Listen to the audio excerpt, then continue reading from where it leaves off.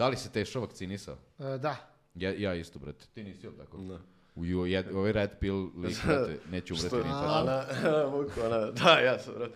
A najjače mi, brate, što stvarno nisam kao nekog razloga, nego taj dan kad sam trebao da idem da se vakcinisam, sam bio mamoran.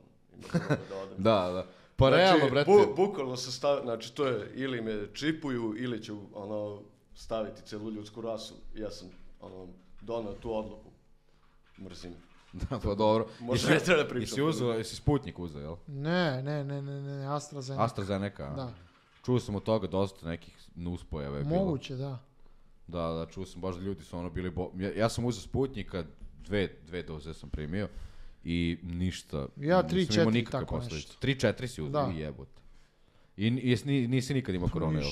Ne, pa u stvari ne znam, imao sam neke prehlade više puta. Da, a to i ja isto tako zadnjih godina i mrzelo me da idem da se testiram, sedeo sam kući, jednom sam se čak i testirao i onda nisam imao ništa. Ko tim, ja vas, ali ste komplet lepinje. Ovo jedno da ste te pozdravili. Šta je to, brate? Ovaj ja sam...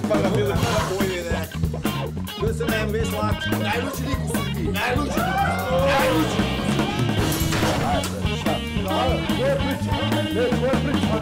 Jesa i Niđa.